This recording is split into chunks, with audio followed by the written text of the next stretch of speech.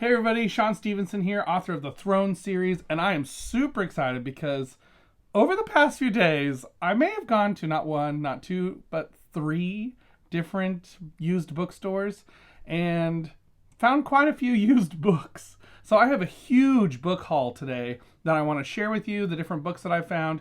A lot of middle grades, mystery, there's some fantasy here, there's some Christian fantasy, and there's of course some Goosebumps as well. Some Goosebumps.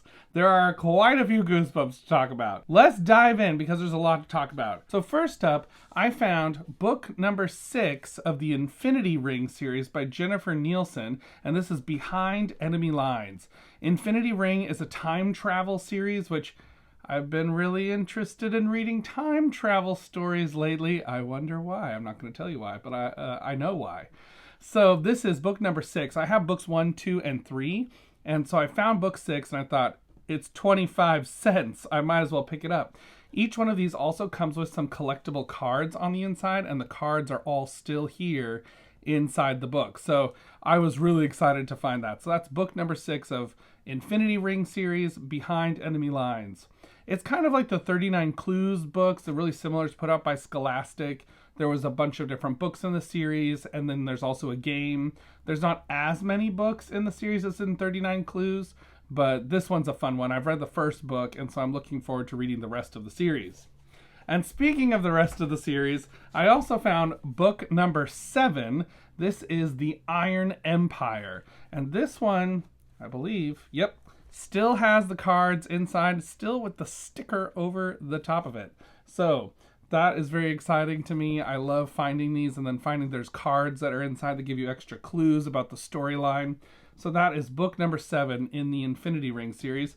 And this one is actually by James Dashner, who also wrote the Maze Runner trilogy, as well as other books as well now. But that is James Dashner's The Iron Empire, book number 7 in the Infinity Ring series. On a whim, I saw this one, and I've always loved a good Egypt story, so it was 50 cents, so I picked up The Hardy Boys. This is number 63, The Mummy Case, and I really like this retro cover that is on it. I think it's a lot of fun looking, and so this is by Franklin W. Dixon, aka Franklin W. Dixon. Franklin Dixon and Carolyn Keene actually didn't really write the Nancy Drew or Hardy Boys books. They were really actually ghostwritten, and Franklin Dixon and Carolyn Keene were pen names for all the different writers who wrote. But this one is all about an Egyptian mummy and in a museum, so I love this kind of stuff. So I thought, well, that looks fun. I'm going to pick it up for 50 cents. So that is The Hardy Boys, number 63, The Mummy Case. And then, okay, this is the book I was freaking out over in my McKay's Christmas video, where if you haven't seen that one yet, you can go visit that one on the channel, where I found this. And literally, I couldn't believe the price they had it marked at. But it is the Narnia solo games in the box. There's 4 titles in this one. So there's Return. Let's see. Oh, you can read it this way. There is The Lost Crowns of Cair Paravel, Leap of the Lion, The Sorceress and the Book of Spells, and then Return to Deathwater. These came out in the 1980s, and they are like a choose-your-own-adventure, but a little bit of an RPG element because you create a character and there are stats you have to keep track of as you read the story. So I'm going to pull them out of the box to just show them to you. So this is book number, starting from here, book number 1, Return to Deathwater. These are really awesome books. I've read this one and I completed it. I defeated the book. Got all the points. And then book number 2 is The Sorceress and the Book of Spells. I have not read this one, so I'm excited about that. Book number 3 is The Leap of the Lion. So that's another one I haven't read yet, so I'm excited to dig in. And then also The Lost Crowns of Cair Paravel, and there's a dragon on the cover, so this one will be a fun one. This is number 4. So these are super hard to find now. They're really expensive. The box set altogether usually goes for $200+ online. So these are a really fun book though. If you like Narnia and you just can't get enough Narnia, these are another Narnia story that you can pick up. They are not written by C.S. Lewis. They are by different authors like Curtis Norris, Anne Schraff, I'm not sure who wrote Leap of the Lion. Oh, Curtis Norris. And then also this one, Care Paravel, is Gerald Lentz. So they're not written by C.S. Lewis, but they are in the spirit of C.S. Lewis and the Chronicles of Narnia books. Some people do not like these. I think they're awesome. I always think it's fun to explore these fantasy worlds, especially a place like Narnia, which has so much untapped potential, I feel like. So this is an awesome little series in the box that I found at McKay's for very, very cheap. I was very excited to find that. And then I picked up a couple just random, like, spooky middle grade stories. So this one is by Don Whitaker, Spook House. It is book number 3, I believe, in this series. And I'm not even actually sure if the series is called Spook House or what the series is called, but it looked like a fun little read. It's about zombies, I'm pretty sure. And then this one is a Dead Time story. This is The Beast of Baskerville. This is number 13 in the Dead Time story series, kind of a Goosebumpsy ripoff. And then I was real excited about this. So one of the books I always checked out this series all the time when I went to the library as a kid was the Clue books. I loved these, and they're getting kind of hard to find. So this is Clue. This is book number 9, and this book is called Mystery in the Moonlight. Mystery in the Moonlight, and it's created by A.E. Parker and Parker Brothers, you know. So is Parker Brothers the one that did Clue? Wait, I'm not sure. Let me see. Oh, yep, Parker Brothers. It says right there. So this is book number 9 in the series. I got this just for like 75 cents, and I thought, I have to get that. I loved these books as a kid. It has a bunch of different mysteries in it, and so you have to solve the different mysteries, and it gives you all the clues you need to try and figure it out, and then there's a solution after you read the story that's before the solutions. So it has all those classic characters that are in the Clue storyline, so it's super fun. I'm excited about this one. So, okay, like I said, I found a lot of Goosebumps books. So I have some from the original series. I found some from the Give Yourself Goosebumps series, from the Tales to Give You Goosebumps series, from Horrorland, Slappy World, and the newest one, House of Shivers. So I'm going to dive in. Here we go. So I found book number 15, You Can't Scare Me. This one does have that rip on the cover, which is very unfortunate.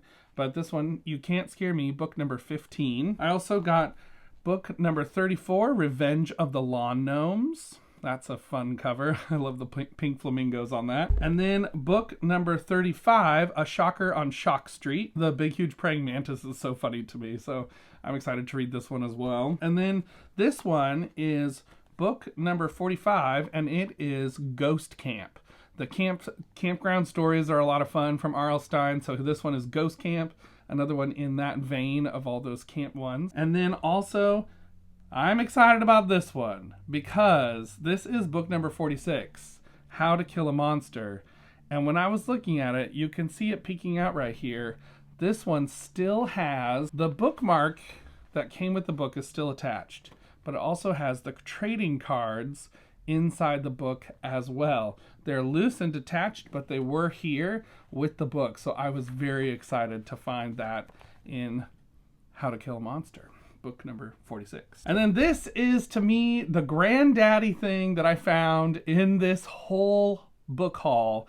And that is book number 50, Calling All Creeps, with dun, dun, dun, dun, the bookmark and trading cards still intact inside.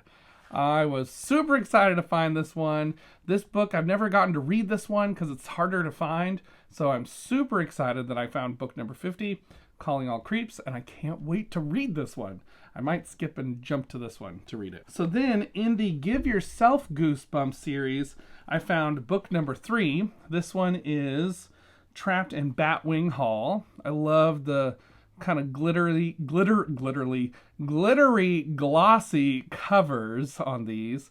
So that is Trapped in Batwing Hall. And then I also found book number 4, The Deadly Experiments of Dr. Eek. So that one looks funny. My brother was asking if this is the one where you turn into a peanut butter and jelly sandwich, but I do not believe that this is that one. but this one has a lot of fun twists and turns. And then this one I've actually read, the book number 13, The Scream of the Evil Genie. This one looks like it's been loved well by somebody, and now it is going on to my shelves to be read right here. So that is book number 13. So those were the 3 Give Yourself Goosebumps I found. And then I found the Tales to Give You Goosebumps Special Edition number 1, 10 Spooky Stories. So that one, I was excited to find this one for just 99 cents. It does have that little rip on the cover, but that's okay.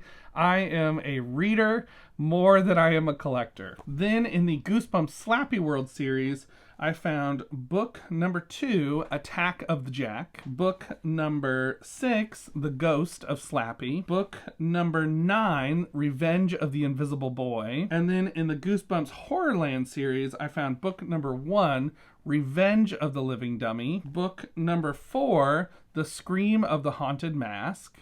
And again, like that holographic kind of cover is really fun. And then this one has a little rip on the side, but this one is book number 14, The Little Shop of Hamsters. I am excited to read this one. I think it looks funny. And then in the, Goosebumps Most Wanted. I forgot I got one of these too. In the Goosebumps Most Wanted series, I found book number 2, Son of Slappy. And then I also found the newest, I believe this is the newest Goosebumps book, Goosebumps House of Shivers, Scariest Book Ever. This is a brand new one. I believe that did come out this year by R.L. Stine. Yep, 2023. So it's a brand new Goosebumps series, House of Shivers. And then I found not a Goosebumps book, but a Ghosts of Fear Street, which is kind of similar in style to the Goosebumps series in length and look. And this is The Ooze, book number 8 in the Ghosts of Fear Street series. I have no idea how they captured that orange color. I'm trying to show you that orange color that's on the front of the book, but I feel like that's such an awesome color for a book cover. It's so 90s, that orange and purple combination. So I love it. So those were all of the R.L. Stine Goosebumps and Ghosts of Fear Street books that I found. And I also definitely found a few more Murder, She Wrote books, because I read the Murder on the QE2 book last month and I really enjoyed reading it. I know I'm probably like 85 years old, but hey, I love Murder, She Wrote. And so I went and I thought, I wonder if there's any like Christmassy ones, since it is Christmas time. So I did find a few, and I found a couple others that were like 75 cents. So I found Murder, She Wrote, a little Yuletide Murder. So I love how on all of these covers there's a skull somewhere hidden in the picture, right behind smiling Angela Lansbury. So that's Murder, She Wrote, a little Yuletide Murder. This is Manhattans and Murder, and this one is a Christmas time one set in Cabot Cove where Santa is dead. It's like a dress up Santa Claus, so she has to solve the murder. So that one looks a lot of fun. And then Brandy and Bullets is another, I think this one's a wintertime one, but it looked like it was, I could read it like in January or February for that wintertime vibe. So that is Brandy and Bullets. And then this one I'm saving for next October, Trick or Treachery. This one looks like a lot of fun too. So that is Trick or Treachery in the Murder, She Wrote series. Rum and Razors. This one is set in St. Thomas. So Jessica Fletcher, world traveler and all that, as a author, of course. She travels the world. So that is Rum and Razors. And then this one looked just fun to me. I love locked box mysteries where all the characters are stuck in a place. So this one is on a train. This one is Destination Murder. And this one is where they are all on board the train, a murder happens, and so it's one of the people in the train. And so I love those kinds of mysteries where it's not just like open world. One of my favorite actual Murder, She Wrote episodes is Murder Takes the Bus, which is kind of a similar idea where they're on a bus, and while on the bus, someone gets murdered because they have to stop at this little tiny shop in the middle of nowhere because it's raining and there's a really bad storm. Someone is murdered, so it's like one of those people is the murderer, and Jessica Fletcher has to figure out who it is. So that is Destination Murder. So I'm excited to read these Murder, She Wrote books. I think it's going to be fun. I found a few Christian Difference series that I've been looking for. So one of them, I've always been a big fan of Ted Dekker. I really like a lot of his older books especially, and so he's been putting out some newer series lately that are middle grade or a little bit younger. And so I looked and I found And They Found Dragons.